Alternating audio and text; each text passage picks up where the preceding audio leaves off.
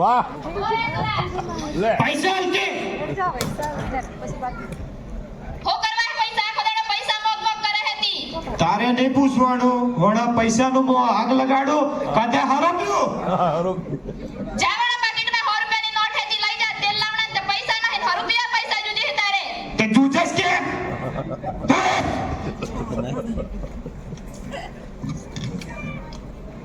બરાબર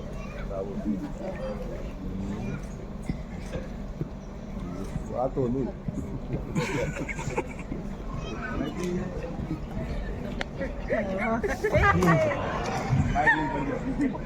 તો પિતા કો કરે જોયું ને એક નવયુવાન કેવી રીતે પોતાનું જીવન ખતમ કરી નાખે છે. આ નાટક આપણને એક નાની પણ ઊંડી વાત સમજાવે છે. વ્યસન માત્ર એક વ્યક્તિને નહીં પરંતુ આખા પરિવારને દુઃખ આપે છે. એક દીકરાની ખોટી લત માતા પિતાના આંસુઓ અને ઘરની મુશ્કેલીઓ વધારી દે છે. આ ઘટના આપણને શીખવે છે કે એક ક્ષણનો નશો જીવનને ખોટી દિશામાં લઈ જઈ શકે છે. તેથી વ્યસનથી દૂર રહીને પરિવારની લાગણી અને જીવનની સાચી કિંમત સમજવી એ જ સાચી સમજદારી છે.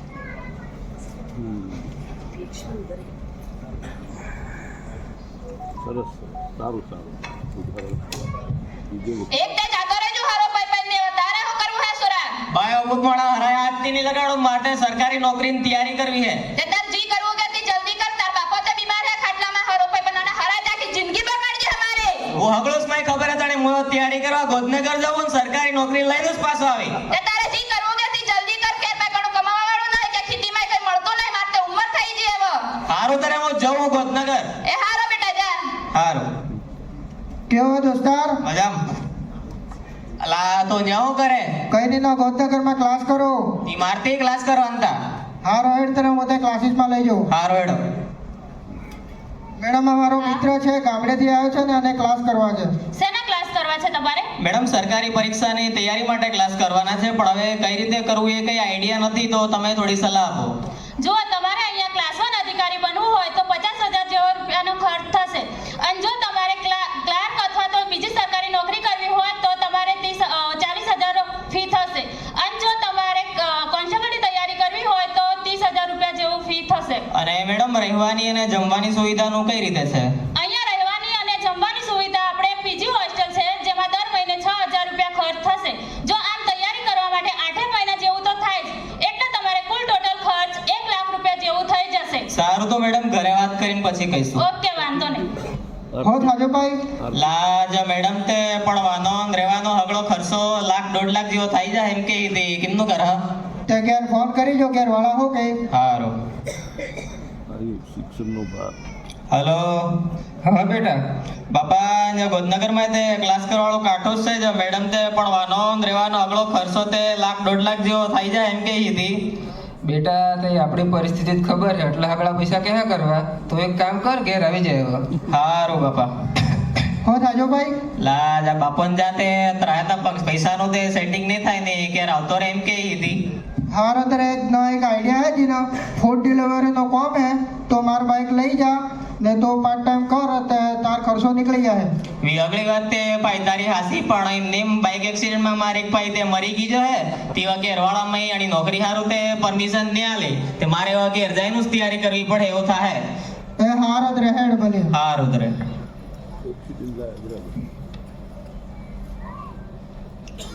જોયું ને તમે આજનો ગામડાનો ગરીબ આપણો આદિવાસી ભાઈ આર્થિક રીતે મજબૂર ન હોવાથી અને ઘરના વ્યસનની આદતના લીધે આદિવાસી વિદ્યાર્થીનું ભવિષ્ય નિરાશાજનક થતું લાગે છે. ચાલો હજી આગળ આ વિદ્યાર્થી જોડે શું થાય છે તે જાણીએ. આવી ગયો બેટા તો હા બાપા. તે શું કરવાનું? બાપા એવો નેવસ ઘેર એનું જ તૈયારી કરી. હારું હારું તે સરકારી નોકરી મેળ પડે એમ કહો તે અમારે કંઈક શાંતિ થાય. સારું બાપા.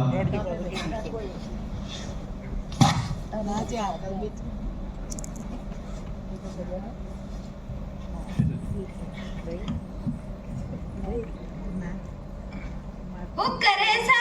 એસી મુત વસુ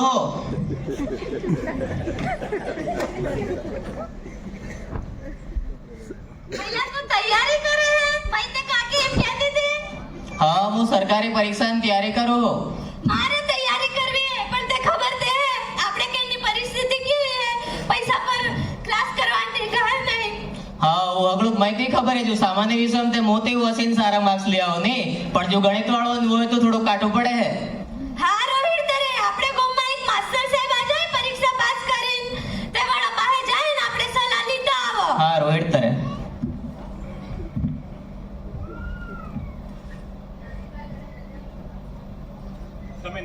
તમે નેવું કરો હો માસ્ટર સાહેબ તમે પરીક્ષા પાસ કીધી હતી અમારે પરીક્ષા પાસ કરવી હે પણ આના ગણિતમાં એમે સાપા ખબર ન પડતો હું તમને મારી લિસ્ટ આપું છું બરાબર અને લિંક આપું છું વિડિયો જોજો અને એના સિવાય તૈયારી કરજો હરખી રીતે ઓકે હારો મારો માસ્ટર સાહેબ હા હેડ તરે ભઈલા માસ્ટર સાહેબ કહેજો એ મુસ આપણે તૈયારી કરો હા રોહિત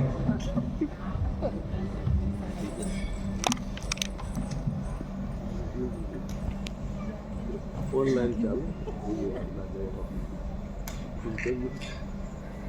સે અત્યારે મારે નેટ પૂરું થઈ ગયું જો લેક્ચર જોડો તો આજ આપણે નહીં મેળવે આજ આપણે વસવું જ પડે હા રોહિત તરે કાલ આવી હારું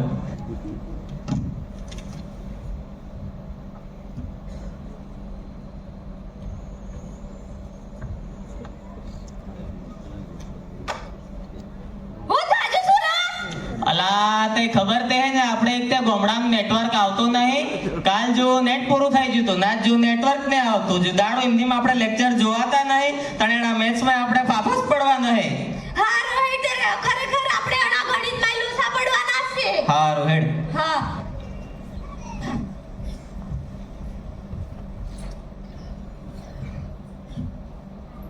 હેલો હલો અલા ભઈલા હું કરે તાર કે નંબર આજો મારતે અમદાવાદ આજો મારે સુરત આજો હે હા રોહિત તરે મસ્ત લખીને આવજે બેસ્ટ ઓફ લક હારું તું એ મસ્ત લખીને આવજે બેસ્ટ ઓફ લક હા રોહિત હારું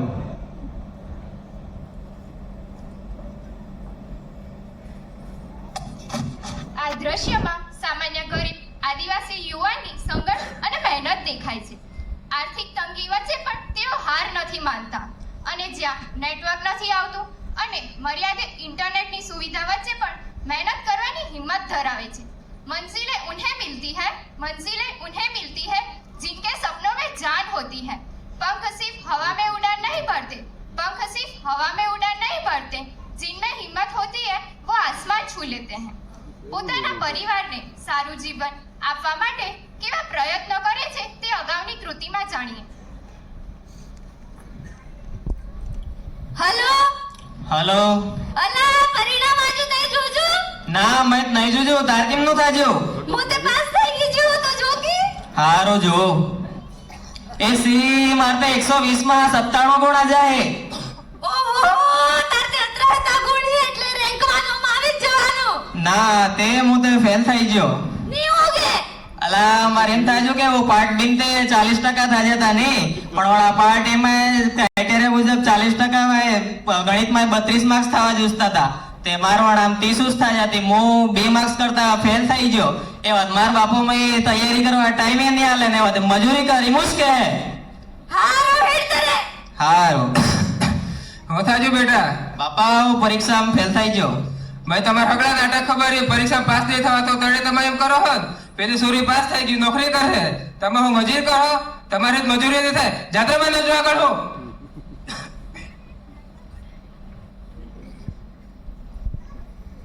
આ દ્રશ્યમાં એક યુવાનનું તૂટતું સપનું અને તેની અંદરની પીડા દેખાય છે ખૂબ જ મર્યાદિત સંસાધન સાથે આજના આદિવાસી યુવાનો મહેનત કરે છે પરંતુ જે યુવાનો જનરલ મેરિટમાં સ્પર્ધા કરી શકે તેવા હોશિયાર વિદ્યાર્થીઓ 40% લાયકી ધોરણના લીધે સીધા સ્પર્ધાથી બહાર નીકળી જાય છે માટે આ નાટ્ય દ્વારા સમાજને જણાવે છે કે જ્યારે એકલવ્ય રેસિડેન્શિયલ મોડેલ સ્કૂલના આચાર્યનું સિલેક્શન એક ગુણ લાવવાથી થતું હોય તો આદિવાસી સમાજના વિદ્યાર્થીઓનું અનુચ્છેદ 16(4) અને અનુચ્છેદ 335નું બંધારણીય સંરક્ષણ થતું નથી માટે ચાલો જોઈએ કે આદિવાસી વિદ્યાર્થીને કેવો સંઘર્ષ કરવો પડે છે હલો બોલ હલો એસી તાર પરીક્ષાના ફાઇનલ મેરિટ હતું તે કેમનું થાજ્યું અલા માટે નંબરે આવી જો તો પાસ થઈ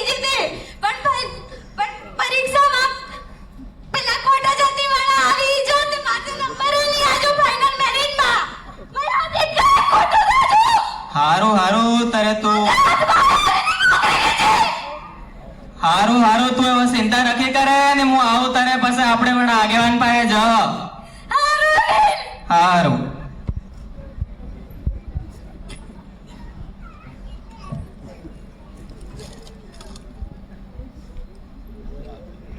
સારું ના કરો લાગે તો પહેલું લાવવાની જરૂર છે સર ના ડબલ લાવવાની જરૂર સાહેબ તમારે બે વિદ્યાર્થીઓ મુલાકાત લેવા માટે આવ્યા છે.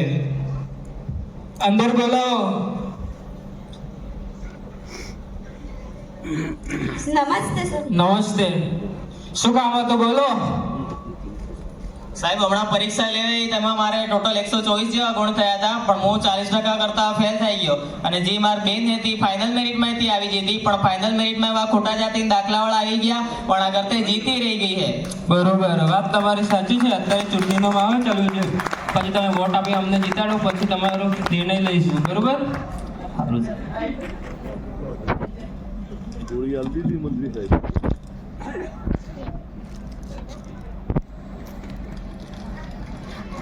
સારું સર. સારું.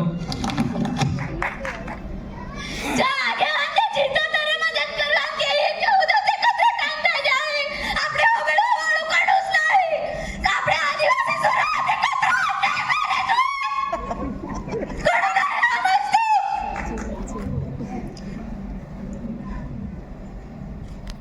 હારું કરે તો ચિંતા રાખે કરે તું કે એ વાત થતી બાઈ તારી હાસી પણ હવે આપણે પાસે બીજો કોણે રસ્તો હોય નહીં ત્યારે આપણે ફરી પરીક્ષાની તૈયારી શરૂ કરવી પડે.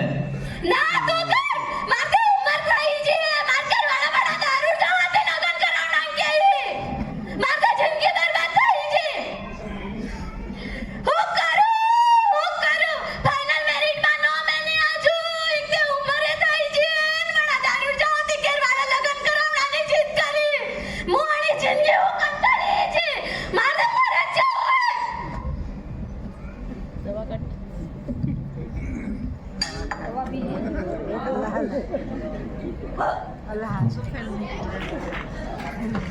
દીકરા લે દીકરા જમવાનું તૈયાર થઈ ગયું હે. હું તાજુ સુરી હું તાજુ એ હોબળે હે ફટાફટ આવ. અલ્યા ફટાફટ આવ. સુરજી કઈ તાજુ હે. હો તાજો માર બેને હો થાય જો જ્યાં ખોટા જાતિના દાખલાવાળા તે નોકરી તે લઈ ગયા પણ માર બેનનો જીવે લઈ ગયા. હવે તો આદિવાસી ભાઈઓ જાગો. ખોટા જાતિના દાખલાના લીધે કેટલાય પણ યુવાનોની જિંદગી ખરાબ થઈ રહી છે. આ ખોટા જાતિના દાખલા રોકો.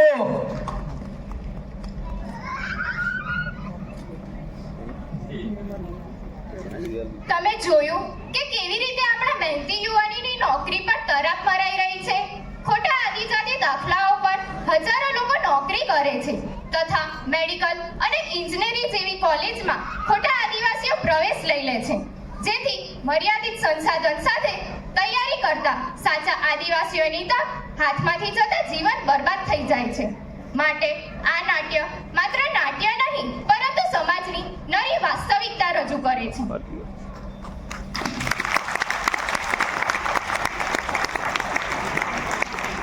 દોસ્તો ઊભા થઈ સ્ટેન્ડિંગ ઓવેશન થઈ જાય કે આજનો આપણો લાગતો પ્રશ્ન છે જે યુવાનોએ આપણને એક દિશા બતાવી છે. સમગ્ર ગુજરાત રાજ્યના આપણા આદિવાસીઓને એક જોરદાર મેસેજ આપ્યો છે. જોરદાર તાળીઓ થઈ જાય યુવાનો માટે. એમને નાટકના